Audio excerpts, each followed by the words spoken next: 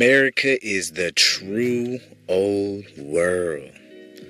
Ooh, we finna get deep and deeper and deeper.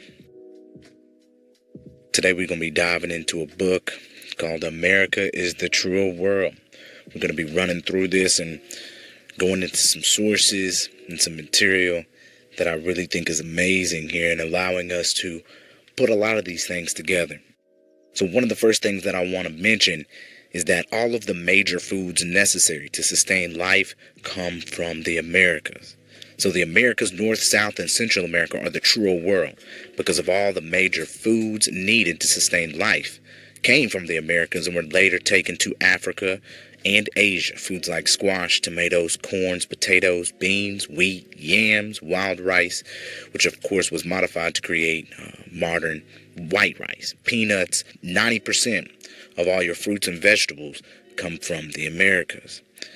You can see this here on Wikipedia. These are a list of native foods to the Americas itself. Now, also is the oldest pyramids and the most pyramids are actually in America, if you didn't notice, right? The oldest and biggest pyramid are even in the Americas. The Cholula Pyramid is the biggest pyramid in the world. Its dimensions are 400 by 400 meters, and it has a total volume of 4.45 million cubic meters. And that's almost twice the size of the Great Pyramid of Giza. The Cholula Pyramid is also a step pyramid. So we're dealing with a very ancient pyramid because step pyramids were the first pyramids. The pyramids in the Americas are all step pyramids, which were the first pyramids. According to Egyptologists, the step pyramid of Saqqara, the pyramid of Djoser, is the first pyramid that the Egyptians built, and it was dated around 2667 to 2648 BC, which was the third dynasty, which is over 4,700 years old. Egyptologists agree that the step pyramid of Saqqara, the pyramid of Djoser, was the first pyramid, because they agree that it is the archetype of all pyramids itself. You have more pyramids in North America, though, than all of Egypt combined. Now, if we include the pyramids of Central and South America, it's not even a contest anymore as far as who has the most pyramids between the East or the West itself, because the West, the Americas, clearly has more pyramids. This is an image of a pyramid complex in Teotihuacan, which is now near Mexico City in Central America. This is an image of Machu Picchu, Peru, which is in South America. Look at all those pyramids, man. It's just crazy, huh? This is an image of the largest adobe pyramid complex in the world, which is located at Cahuachi, Peru. Again, look at all the pyramids, man. Beautiful. You can see just how old this is. You can tell. And if you didn't notice, the Americas actually has the oldest mummies as well. So the Spirit Cave mummy from Spirit Cave, Fallen, Nevada, which is 9,400 years old. Spirit Cave mummy is the oldest mummy in the world, and it is in the Americas. Additionally, we also have the Chinchorro mummies in South America, in North Chile. These mummies are over 7,000 years old. And as we can see here, the Chinchorro mummies from Wikipedia are mummified remains of individuals from the South American Chinchorro culture found in what is now northern Chile. The earliest mummy has been found in Egypt dated around 3000 BC, but in Chinchorro, they got it at 5050 BCE. The oldest naturally mummified corpse recovered from the Atacama Desert is dated around 700 or 7020 BCE. So clearly the oldest mummies in the world do not come from Egypt. They actually come from South America. All right, so we gotta dodge the hijack in relation to what they try to tell you and what is factual and true. So this anthropological evidence demonstrates that the Americas is the true old world. Scholars should be looking in the America for oldest civilizations because the oldest mummies are in the Americas.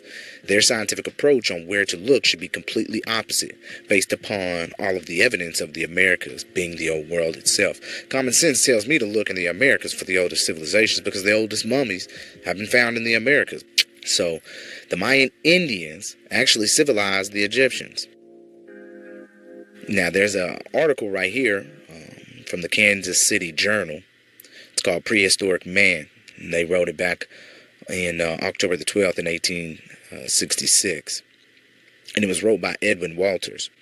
So this article proves that the oldest civilization was in Yucatan and in Central America, and that Egypt was the first people by immigrants from the Yucatan. This article gives 6 facts to support it, and the article states in the most pertinent part that, quote, after correlating all data that has been made public to the present time, the conclusion is unavoidable that the oldest civilizations was in the Yucatan and Central America. Future discoveries may change this conclusion. It seems that Egypt was first peopled by immigrants from Yucatan. Space will allow only a few facts that clearly indicate the truth of this assertion. The first pyramids of Yucatan are, some of them, much larger than any found in Egypt. That of Cheops not accepted. Second, the pyramids of Egypt bear structural evidences of having been modeled on those of the Yucatan, notably of the one at Coloma, which covers 23 acres. Third, the early Egyptians and the Mayas of the Yucatan had the same system of reckoning time, but the Mayas developed a system that was far superior, and which antedated that of Egypt. Fourth, the Mayas manufactured a cement that was of the same material as that of ancient Egypt. Fifth, the architecture of Yucatan is of the same general type as that of ancient Egypt, but it is finer and seems to have been a model that the Egyptians attempted to imitate. Sixth, the art of both countries, as displayed in their ceramics and architecture, is of the same type of school, that of the Yucatan being much more highly developed. According to one of these traditions, a portion of the Mayas, about 40,000 years ago, rebelled against the ruling king and finally withdrew to the north. This branch seems to have passed along the coast of the Gulf of Mexico and to have reached Louisiana and the lower Mississippi Valley between 30,000 and 35,000 years ago. It continues by saying, and a few years ago, some caissons were sunk for bridge piers on Bayou La Forche, Louisiana, at a depth of about 62 feet. Some graves were uncovered. You hear that? At 62 feet, man, below. They had been made on the sandy beach of the Gulf of Mexico and had been covered with oyster shells. This present coast is about 110 miles from that point.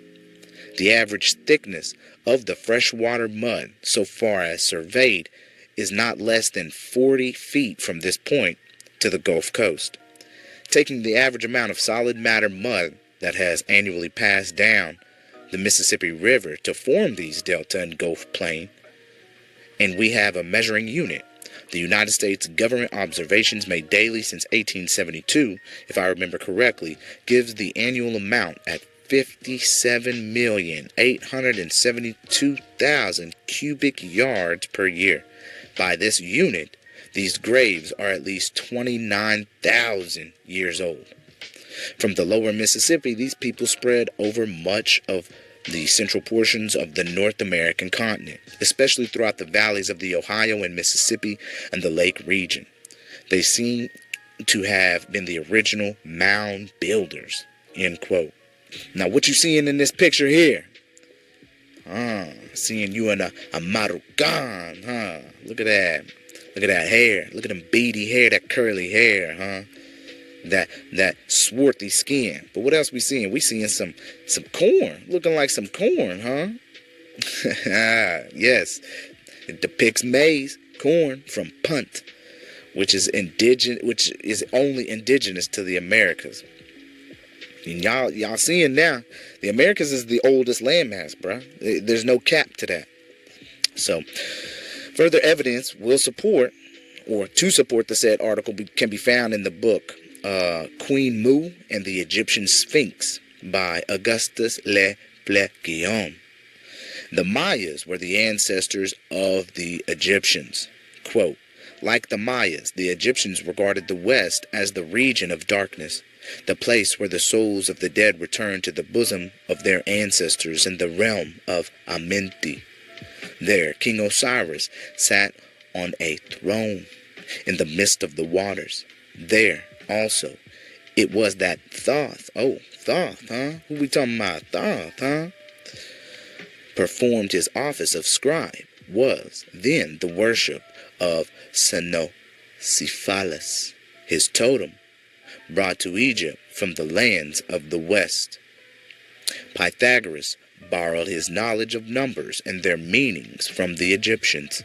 These received their science from the Mayas, those civilized strangers, their ancestors, who in remote ages, coming from the east and from the west, had settled and brought civilization to the banks of the Nile. Such being the case, it is but natural that we should find the same doctrine regarding the cosmogony and the meaning of numbers in Mayak, their mother country, in the lands of the west. The Maya sages, doubtless, had reached similar conclusions, since they called their country Mayak, that is, the land that first emerged from the bosom of the deep, the country of the shoot. And the Egyptians, according to Herodotus, boasted that their ancestors in the land of the west were oldest men on earth. Here again we can see some more depictions of some maize, some corn, right? This is an engraving of the temple of Hatshepsut, a 18th century dynasty Egyptian pharaoh, which depicts pineapples from Punt, which is only indigenous to the Americas. So, evidence to support the above statement coming from Queen Mu book, Mayak, that is the land that first emerged from the bosom of the deep, can be found in Jean-Louis Agassiz's book, Geological Sketches, and this was in 1866. So, according to Jean-Louis Rodolphe Agassiz, a renowned biologist and geologist from Harvard,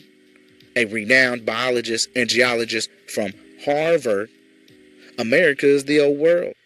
And he states, quote, "Firstborn among the continents, America has been falsely denominated the New World. Hers was the first dry land lifted out of the waters. Hers was the first shore washed by the ocean that enveloped all the earth besides. And while Europe was represented only by islands rising here and there above the sea, America, being Atlantis, already stretched in an unbroken line of land from Nova Scotia to the far west." End quote. So evidence to support the fact that the Mayans are the ancestors of the Egyptians can be found in the tomb of the Maya temple of the Maya in Egypt, because there is a Maya on the wall that is dressed in Kemetan or Egyptian garb. And I know y'all know about Brian Forrester and Stephen Mehler.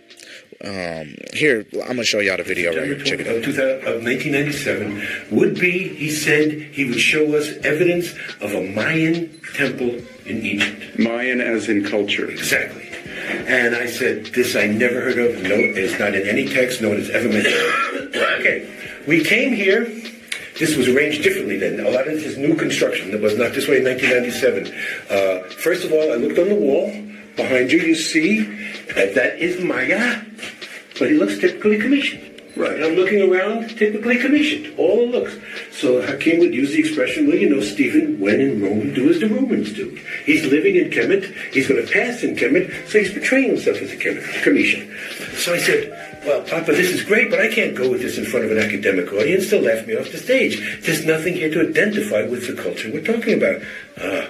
But then there was a keeper like this gentleman here, was here, didn't speak any English, but saw that I was perplexed. He said, come here. This then was boarded up with just a wooden door.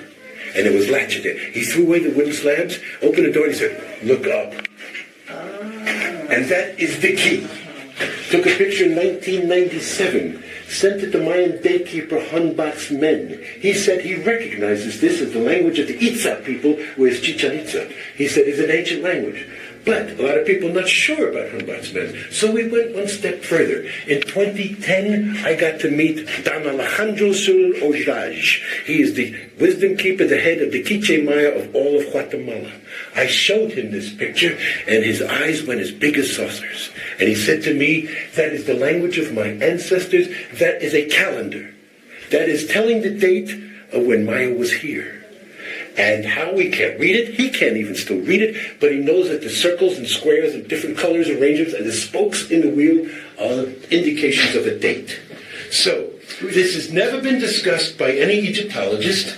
They cannot put this in a Commission context. There is nothing, or maybe there is, others that Yosef has seen, but there's nothing like this in the rest of Egypt. So, Mayan elders recognize this as part of their culture. So now the key is, Maya, the word, is a title. Men and women had the title. Very interesting, because we've talked about the difference between Egyptian Arabic and other Arabic. In Egypt, one of the key words for water is Maya. It is not pronounced the same way in any other Arabic country. If you went to Saudi Arabia, they would say Ma or Meh. Only in Egypt is it pronounced Maya. And it means water. So I asked Hakim, could the title Maya actually have meant he who came from across the water, or ones who came from across the water? He said yes. So here is what we call diffusionism archaeology, diffusionism anthropology, saying that there had to be cultural contact between these individuals thousands of miles across the sea. And this is the evidence that Hakim told us that there was a Mayan living in Egypt 3,300 years ago. Let somebody else define that for me and tell me that that is Commission or Egyptian or dynastic or anything else. So, as you can see, this video evidence proves contact between the two cultures. But I'm going to take it a step further by giving you Dr. Ivan van Sertima's book, They Came Before Columbus. Now, in Dr. Sertima's said book, he demonstrates contact between Egypt and the Americas with evidence of all the agricultural trade for items like tobacco, cocaine, maize, corn, pineapples, etc.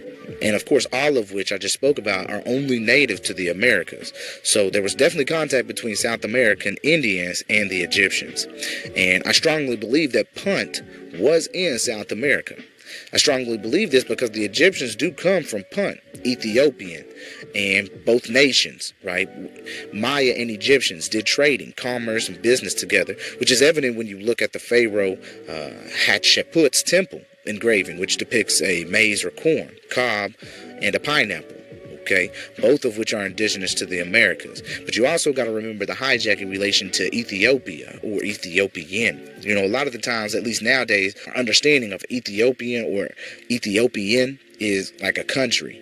But back then, it meant one who was of dark skin, burnt skin, right? Just a dark person. And that could have been in any region, in any area. You know, the maize and the pineapple is a strong evidence that Punt was in South America because the Egyptians showed on their temple engraving what they had brought from Punt, which had to be in the Americas, especially South America, because the maize and pineapples are only indigenous to the Americas. Punt is akin to Ethiopia, because Punt, like Ethiopia, is considered to be the birthplace of Egypt, both of which were in the Americas. So because Punt is like Ethiopia, is considered to be the birthplace of Egypt, and both of which were in the Americas, because Atlanta was in the Americas, and it was, of course, mostly South America. Now, Dr. Gunnar Thompson argues that Punt was a Phoenician trading base near the equator on the American mainland. Do you hear me? Dr. Gunnar Thompson agrees or argues that Punt was a Phoenician trading base near the equator on the American mainland. The New World was a major source of copper, which is found mainly in the Andes in Peru, and Isle Royale in Lake Superior. Paul Gales argues that the land of Punt was the Puno region of Peru, on the shores of Lake Titicaca, where there are many old gold, antimony mines, metals that were brought back from Punt. The reed boats used on Lake Titicaca are almost identical to those used in ancient Egypt. Atlantis discovered. Atlantis was in the Americas. Atlantis was in the Americas because of places, names like Atlantic, Atlantis Ocean, Atlanta, Georgia, Atlan, okay? Atlan, Georgia, Atlan, and the Adzlan State Park in Wisconsin, Sons of Wakanda. Also, Atlanta was in Mexico, according to the book India Once Ruled the Americas by Gene Matlock. Quote, Mexico has a lot of place names that contain Tlan, Tlan, Tlan. But why are the initial A and final T is missing in that popular Mexican place name? Hard evidence suggests that Sanskrit is the father of most world-class languages. If we use Sanskrit to explain the true meaning of Atlantis, we learn that the initial A means not, no longer. The final T, or tis, derives from the Sanskrit desa, des, or tes, meaning nation. Atlantis, means no longer the Tlan or Dalan nation. When Atlantis sank under the ocean named after it, it certainly ceased to exist. However, the westernmost extreme of Atlantis, which is Mexico, is still above water. It continues to be Dolan or Tlan. So, now that we have established the meaning of the initial A and final tis in Atlantis, we must search for the meaning of Tlan or Dolan. In Sanskrit, Talan equals surface, a place on the surface. The N refers to the people living on this surface. A, not or no longer. Talan, on the surface. Tes or des, nation, land. Tlan or Tolan, Mexico, is the part that remained above water. Even in Nuatla,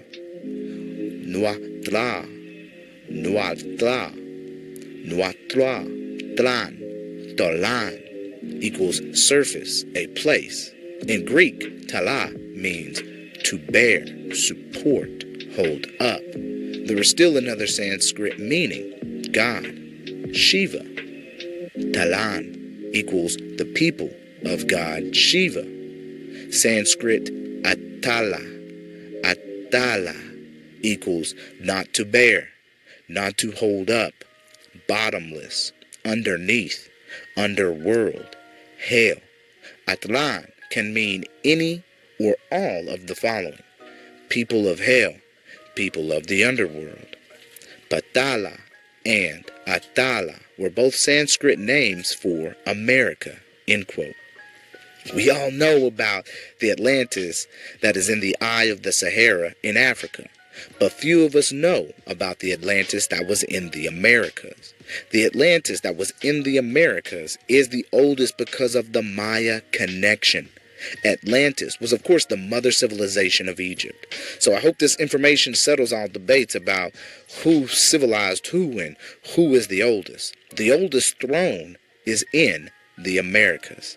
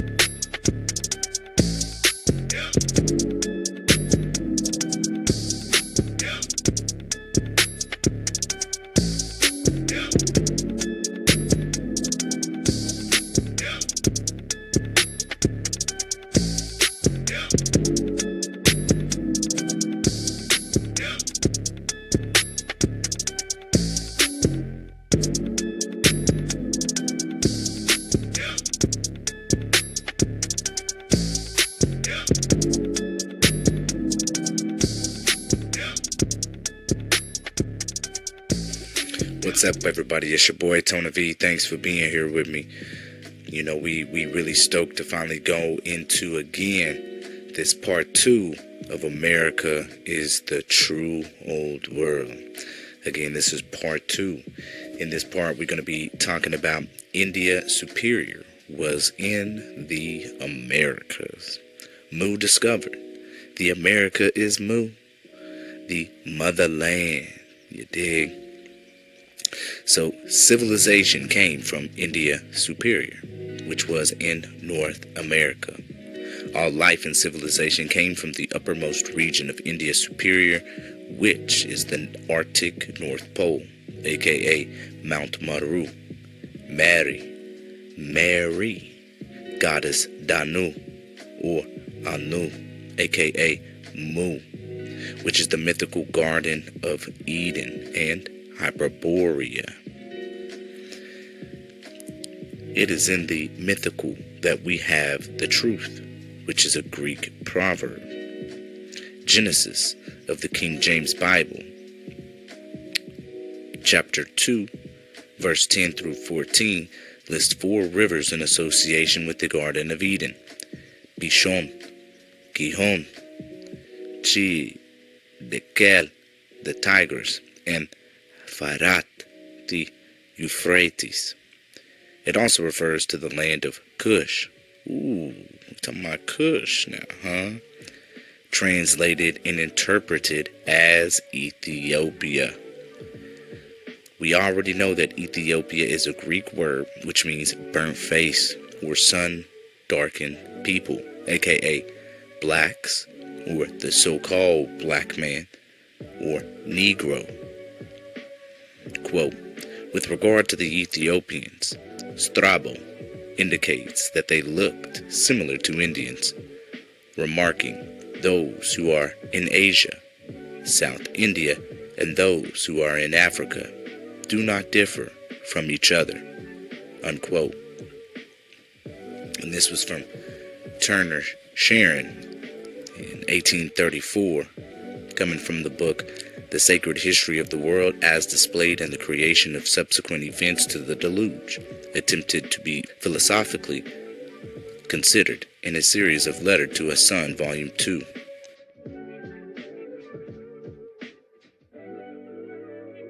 So yes, again, civilization could have started from the north in accordance with many myths. The Bible lists 4 rivers in association with the Garden of Eden, and you can see 4 rivers in the black magnetic cube, the Kaaba, in the center of the lake where the rivers emanate. From that represents the tree of life, the Garden of Eden. Now, James Churchward, in his book, The Lost Continent of Mu, referred to Mu as the motherland. And to be honest with you, Mu is a creation of James Churchward as a decoy for what his friend William Niven had found in the Valley of Mexico. Churchward based his book, The Lost Continent of Mu, on the archaeological finds of his friend William Niven.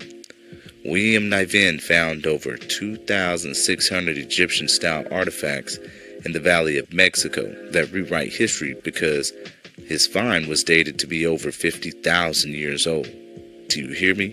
Let me repeat that for you.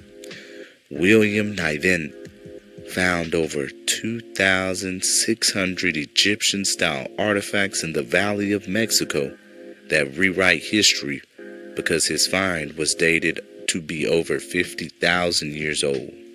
So of course his work was dismissed as a hoax because his work didn't fit in with the current narrative of the Americas, being the new world that was discovered by Cristoforo Colombo in 1492. The Nakal, or should I say Naccal, or Naga tablets that Niven found gave you the sacred symbols of Mu. Mount Meru is considered to be the center of all the physical, metaphysical, and spiritual universes. Mount Meru is the black magnetic mountain, or the black cube, or rather Kaaba, that is at the center of the lake, surrounded by 4 land masses. On the 1595 Mercator map of the Arctic North Pole. The Arctic North Pole, Mount Meru, resembles the swastika. The swastika is a physical representation of Mu, the mother, which, is a sacred symbol. Now here in this figure, it shows you the swastika. And here shows you the mother, Mu, Maru, Mary, or Mary, in the center of the 4 corners, or 4 cardinal points of the zodiac, which emanates from the North Star, or pole star. Polaris, which is the highest star and the first star that created all the other stars. The zodiac is called the Wheel of Fire because all knowledge comes from the zodiac, astrology. As you'll see here, is the zodiac wheel, the swastika that revolves around the pole star, aka the Great Mother Mu. The pole star is one of the brightest stars in the sky. It is so bright that it looks like the shape of a Christian cross from the sky. It is so bright that it looks like the shape of the Christian cross from the sky. The Christian cross and the swastika are related because they both come from the great source of life, Mount Meru, which is the pole star, and they both symbolize the four corners, four cardinal points of the zodiac. The number 4 also symbolizes the four great primary forces, the four elements, which are the executors of the Creator's commands. According to legend, quote, the Creator's command to the sacred four was, "Let the waters bring forth life." The sacred four acted, and a cosmic egg was formed out of the mud, the bed of waters, from which the first of nature's lives on earth came forth as commanded, unquote. This Niban tablet alone is sufficient to show that these old Mexicans, Olmecs, obtained their cosmogony knowledge from the sacred inspired writings of Mu, the foundation head, aka the Great Mother Mu, Maru, Mary, which is the pole star that created the zodiac and all life and knowledge on this planet. Water, life, is renewed, anew, at the Arctic North Pole, aka Mount Meru. The Arctic North Pole used to be a warm and lush area as recently as the 1600s, so it is very possible that life could have come from the north, aka via Northmen, Olmec Moors, who became the Maya Naga. In a literal sense, physical sense, the Olmec Moors, being the first human beings, are from Mount Meru because they are merry men, aka renowned men of Mother Mary. Every man and woman are born from Mount Meru because everyone was born through the womb of a woman. As above, so below. Yes, the same way Mount Meru, the pole star, the North Star, created the heavens, the stars, and the earth. Woman, being a reflection of the Great Mother, created man and woman. The human form is also a representation of Mount Meru because the human body has 4 major limbs and a navel, center of ki.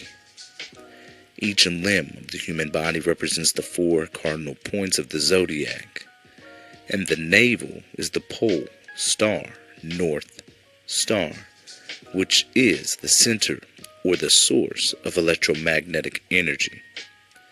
As above, so below. Polaris is short for pole star, North Star, and it is the highest star that is at the center of our galaxy. Polaris is also religious figures like Lord Brahma, Abraham of the Bible, Daruva, Christ and his 12 disciples, or the Zodiac, Meru, and the tree of life in the Garden of Eden are one and the same. Polaris is the central axis where the universal life force, electromagnetic energy, runs through and branches out to feed everyone and everything. Mount Meru literally creates the vortex, spiral, spirit of life that creates and sustains life itself. The Chinese call Polaris the great and honorable Lord of the heavens, who gives spiritual powers and a sense of purpose, direction, connectedness, and the ability to achieve one's objectives and to remember and find one's way back home to source. Polaris is the first blue ray, and its vibrations are felt by those on the higher path to spirituality. It is also closely linked to Aquarius and the search for truth. All of the avatars and Manu come from Polaris, seeding the root races on the Earth's plane. Or should I say, Earth's plains. A root race is seeded roughly every 24,000 years, and one of the oldest root races is the Hyperborean giants, which were the progenitors to the Olmec giants, the black race from Mu. The Olmecs were Mu-ers, Moors, because they came from Mu, Maru, Mari, Mary. Mu is code for Moors, Mu-ers. Of course, now what you'll see here is an image of an Olmec. What they say is Moor head. The headdress on the Olmec, Old Mexican, resembles and shows you the tassels on the back of the figure. Now, this is where we're going to get into America is India superior and the Orient, or the East, because the Orient essentially just means the East, right? So he says, here is a statue of the goddess Yamuna, standing on a turtle shell, Turtle Island, aka the Americas, which is more evidence that India Superior / Asia Major was in North America, aka the Orient or the true East, because the goddess Yamuna is a Hindu or Indian goddess. So he says, why is the statue of the goddess Yamuna good evidence? Well, because the Americas was known as Turtle Island. This is a known fact because the American landmass looks like a giant turtle from the sky. The goddess Yamuna was the wife of Krishna, the Indian Christ. Goddess Yamuna symbolizes the Mother Mary principle of love. Also, here's a map, 1625, of the Americas being described as India and the Orient from the Stanford University Library. Also, here's another map of the Americas being described as India and the Orient from the Stanford University Library by Lucchini Antonio Francesco. And this is dated 1605. And regardless of the timeline and the chronology, sometimes we got to dodge the hijack on the chronology,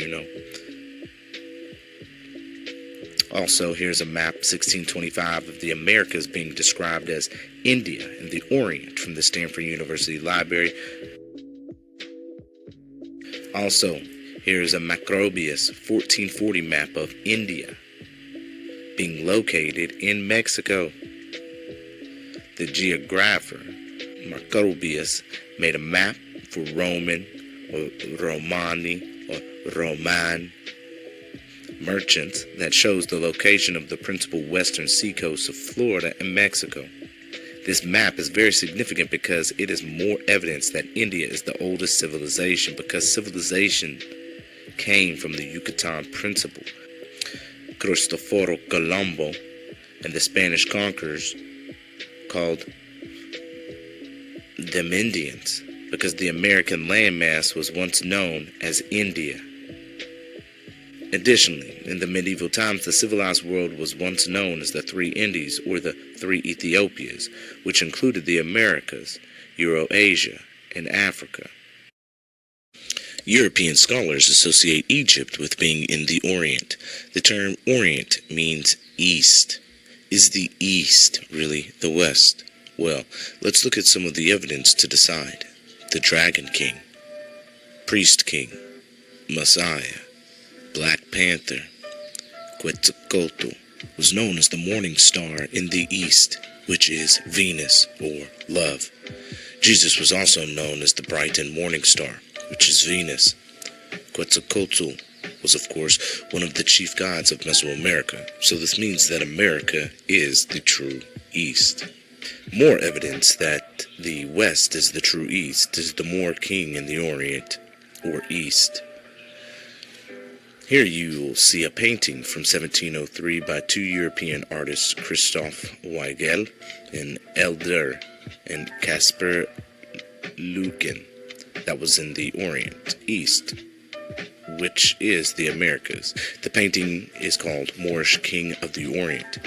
Notice the feathered crown the Moor is wearing in the photo, which indicates that the painting is that of an American Indian chief that was seen over here in the Americas in the 1700s.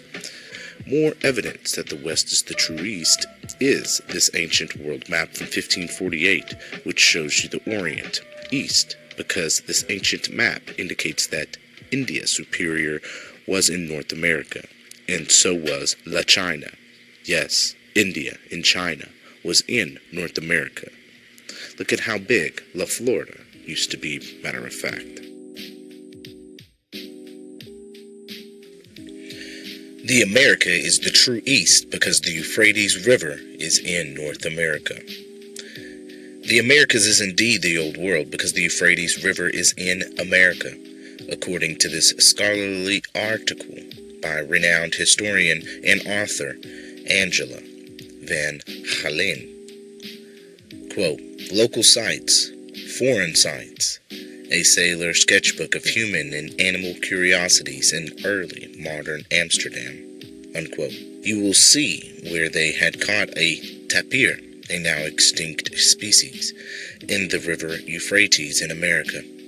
The article goes on by saying that this is probably an error because the river Euphrates is far from America.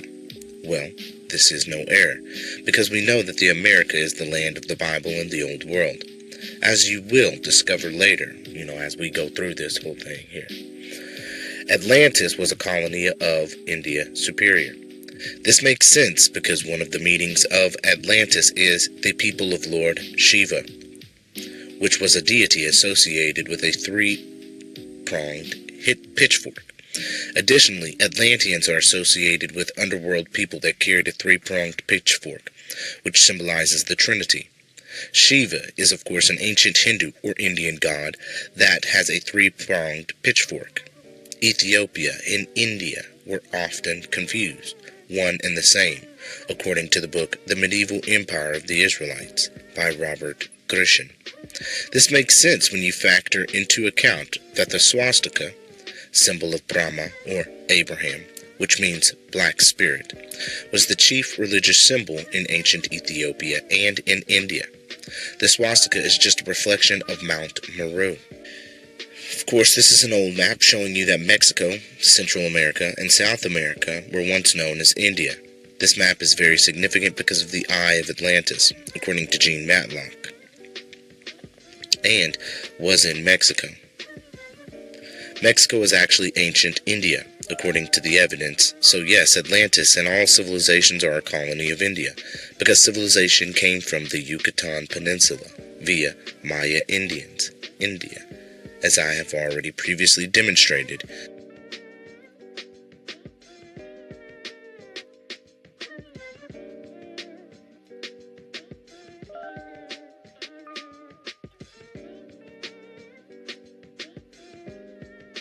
In the Egyptian Sphinx by Augustus Le Plongeon, and wanted to bring you to this section real quick, still in the preface. And he says down here, in the appendix are presented for the first time in modern ages the cosmogonic notions of the ancient Mayas, rediscovered by myself. They will be found identical with those of their civilized nations of antiquity. In them are embodied many of the secret doctrines communicated in their initiations to the adepts in India, Chaldea, Egypt, and Samothracia. The origin of worship of the cross, of that of the tree, and of the serpent, introduced in India by the Nagas, who raised such a magnificent temple in Cambodia in the city of Angkor Thom to their god, the seven-headed serpent. the Aak Chapat of the Mayas, and afterward carried its worship to Akkad and to Babylon. We're going to jump over to another book, which is The Lost Continent of Mu, The Motherland of Man by Colonel James Churchward. We're going to be jumping over to page 158. So, just so you know, Prince Maya took the serpent wisdom into India over 20,000 years ago, according to the Ramayana and the book The Lost Continent of Mu by James Churchward. One very prominent figure in the Naga or Maya Empire in India was Prince Maya. The time of Prince Maya is doubtful, although I have come across many records about him. Not a single one even estimates the date when he lived, but according to traditions, and these traditions are as plentiful as leaves on a tree, Prince Maya lived 15,000 to 20,000 years ago. In Ramayana, we find this reference to him. Quote, in olden times there was a prince of the Nagas whose name was Maya. Prince Maya was the author of the Surya Siddhanta, the most ancient treatise on astronomy in India. Its age has been variously estimated at from 10,000 to 22,000 years. At the time of Prince Maya, the Nagas were an empire. When the handle and sheath of this knife were made, the Nagas were a colony antedating the empire. That they were only a colony is clearly shown by the suns without rays on the horizon. This proves the extreme antiquity of the handle and sheath. So right here it says, in America is the true world, that the Maya Naga took the serpent wisdom into Burma, India, over 30,000 years ago, according to the book The Garden of the Elder Gods by M. Don Shorn. Quote, an overview of such regional centers will commence within Asia, where one of the early academics was evidently located in ancient Burma, modern-day Myanmar. According to the Indian historian Valmiki, Burma was the first settlement in Asia, with some records supposedly dating its cultural starting around 33,000 BC. Records from other diverse cultures state that extensive instruction was dispensed throughout Burma prior to its dispersal into other lands. Such graduates eventually migrated eastward into China and southeastward into Thailand and Cambodia, as well as westward into an uninhabited part of northwestern India. In those areas, human graduates and a few helpers that accompanied them taught human natives they encountered. Those regional teachers became known as the Nagas.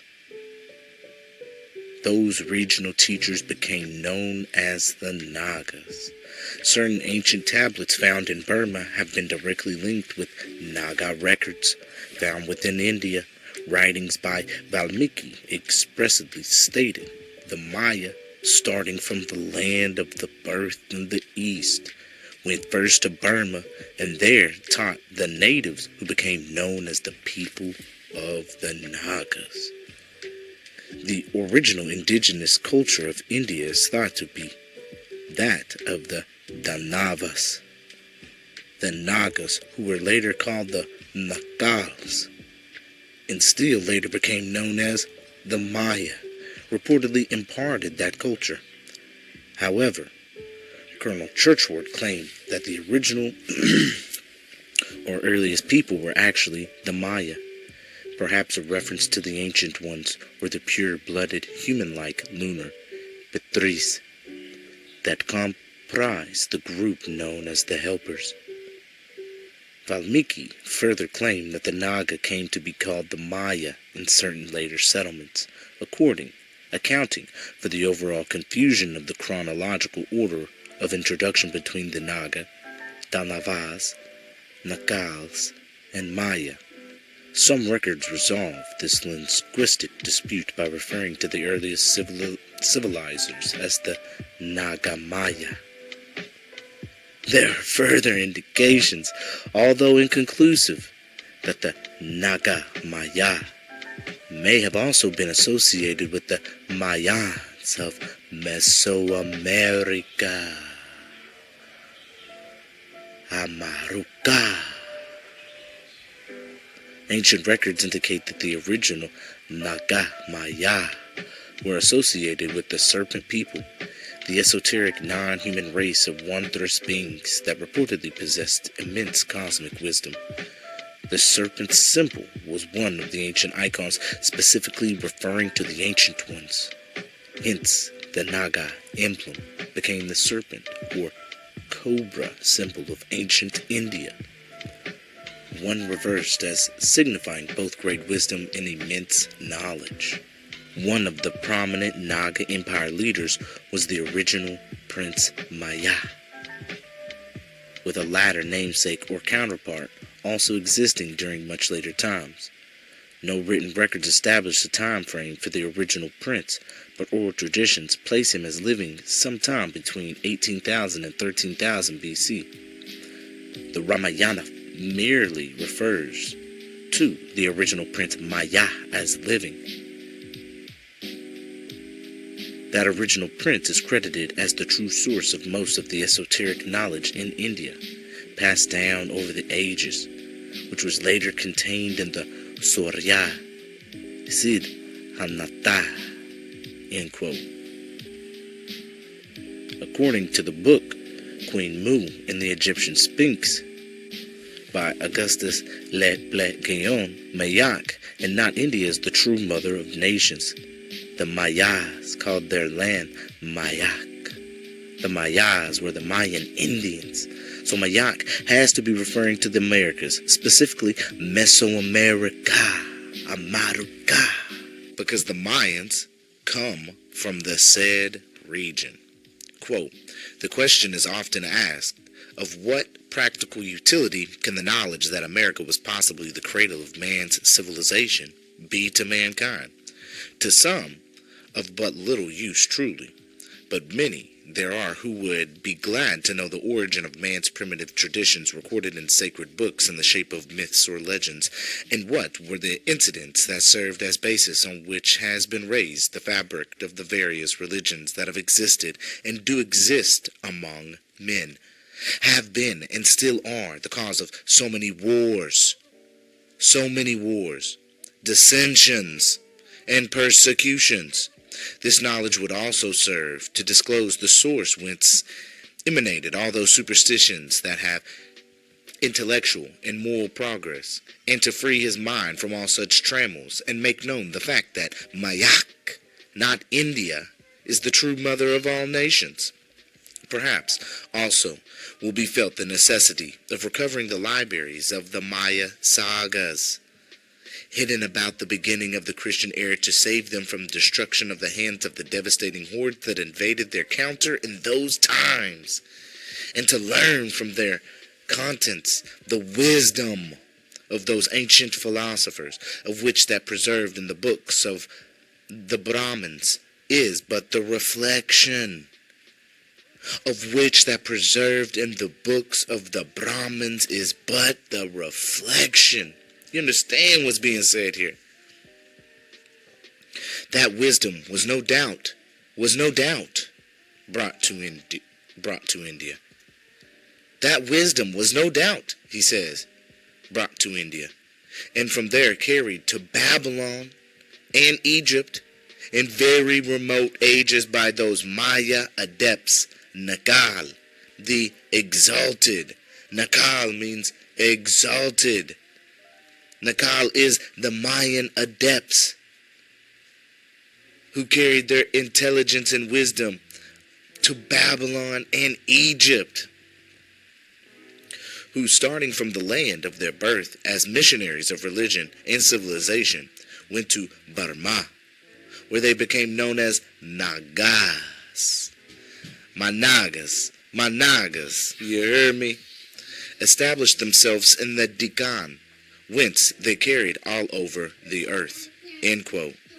Respected mineralogist and archaeologist William Niven found over 2,600 Egyptian-style artifacts in the Valley of Mexico, dating over 50,000 years ago, according to the book The Mysteries of the Mexican Pyramids by Peter Tompkins. Quote, actually, Naiven had been exploring in Mexico since 1889, while digging among the ancient ruined cities in the unknown and uninhabited portion of the state of Guerrero, southwest of Mexico City in the Acapulco area. He began to receive periodic visits from the local Indians who came with terracotta figurines and other objects for sale. Though the Indians pretended to have found these objects at the pyramids of the sun and moon at San Juan Teotihuacan, Naiven realized that the source of the artifacts must be nearer. With a bribe of 5 pesos, $2.50 at the time, he managed to discover the actual spot between Texcoco and Pantla hamlets just north of Mexico City. He came across hundreds, if not thousands, of pits dug into the sand, clay, and tapete, used for material by the builders of Mexico City for more than 300 years. Exploring these pits, which Naiven says cover an area of about 20 by 20 miles in the northwest corner of the Valley of Mexico, he came across vast layers of what appeared to be very ancient ruins, whole prehistoric cities lying as deep as 30 feet below the plain. 30 feet. 30 feet below the plain. What caused all... how long ago was this really? Was that just natural accumulation over time? Are we talking about a massive amount of time period here for all that to accumulate? Okay, so it says, which appeared to have been overwhelmed by a series of cataclysmic tidal waves. Okay, that's what he says. Perhaps at several thousand-year intervals. Now we get somewhere. Which, as Naiven described them, had left telltale strata of boulders, sand, and pebbles by their depth beneath the surface. Naiven estimated the oldest remains might go as far back as 50,000 years, end quote. James Churchward, an inventor and occult writer, was a friend of William Naiven. Churchward based his book on the finds of William Naiven. Churchward contends in his Lost Continent of Mu book that the oldest record of man are found in North America. Quote, the Oriental Nakal tablets, which form the foundation of the first edition of this book, were a wonderful history of past man. Naiven's Mexico stone tablets are equally wonderful and instructive, if not more so. If not what? More so. They confirm my contention that the oldest records of man are not to be found in Egypt or the valley of the Euphrates, but right here in North America and in the Orient, where Mu planted her first colonies, unquote. The work of William Naiven was dismissed by mainstream academia because his find does not fit in with the current narrative of the Americas being the New World, since his find is dated over 50,000 years ago. Hello? Yeah, of course. How can Naiven's find be a hoax? Would a respected mineralogist and archaeologist really create 2,600 plus fake tablets and other discoveries? To what end? It seems he would have more to lose than to actually gain. In any event, the controversy rages on to this day, and I'm curious to know where the ruins he discovered are and what explanations archaeology offers to explain them. Because how can 2,600 artifacts be a hoax? I think the Naiven tablets are worth re-examining. Many people dismiss them only because they were featured in the poorly written and racist Lost Continent of Mu book. But that's not Naiven's fault. In his book, Hindu America, Indian author Chaman La states, quote, at present, we are studying the native tongues and find that at least as far as the Nahuatl, the Zapoteca, and Maya languages are concerned, they are of Indo-European Sanskrit origin. Sanskrit is, of course, an Indian language. The Moors, or Maors, come from Mount Meru, which is considered to be the center of all physical, metaphysical, and spiritual universes. Mount Meru is in India. But which India? Definitely not the modern-day India, because that India is really Hindustan. We've already learned that. So it had to be the real India, which is India Superior, which was in North America. We know this. Scholars even called the Maya ancient India, because they spoke Sanskrit, which is the oldest language and origin of all the languages. We have already learned that the Maya Indians civilized the Egyptians. Additionally, the Maya Naga built Angkor Wat and Angkor Thom, the city of the god kings, as a physical reflection of Mount Meru.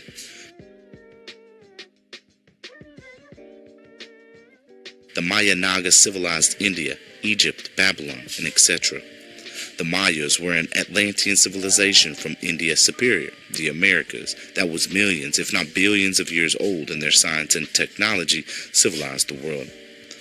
I say this because it was the Maya Naga that built Angkor Wat, and this civilization had contact with dinosaurs, because you can even see them on the temple walls. How do you explain the dinosaur found at Angkor Wat Temple in Cambodia? Also, the architecture of this ancient temple is an Indian-style temple complex, which is very ancient, of course. The builders of the Angkor Wat Temple were known as the Khmer, or Thoth people. Talking about Thoth again, here we go. The Khmer people were Maya Nagas, and they were Moors, or Swarthi. The word Khmer literally means builder, and it also means to create. Lord Khmer of Egyptian legend was actually the Egyptian god Thoth, or Thought. Ham is also symbolic of Hermes Trismegistus, which is also Thoth. Ham also rhymes with Cam, Sam, Ram, and I am, Abraham, Muhammad. The title Khmer is the origin of words like Sumer, Kim, Shem, Cam, Ham, Cam, and Khan. This makes sense because the civilized world, Africa, Asia, and the Americas, was once known as the Three Indies. This makes sense because the Moor and the Hebrew both dress up like the ancient Hindu of India. This makes even more sense when you realize that Sufism comes from India, in which Sufism is the origin of the Islamic religion. And when you can also consider the fact that words like Rome, the Vedic Khan, or Vatican, and Ramadan comes from Lord Rama, or Ram. The Asiatic black man, or swarthy individuals, swarthy complexion individuals, in the Americas is a Berber Indian, India, and a Mu'er, or Moor, or Ma'ur, especially when you factor in the original Khmer nationality, which is an all-inclusive nationality because the nationality of Khmer ties in virtually everyone: Egyptians, Hebrews, Moors, and Indians. The word Indian comes from the Latin Indios, which means the black people who are with God. We are not the cowboys and Indians, war bonnet wearing, plains Indian type of Indian that Hollywood and elite have created as a throw-off, but we are the ancient Maya Naga Indians, the Vedic, Aryan type of Indian, from India Superior that civilized the world. Yes, India Superior was in North America.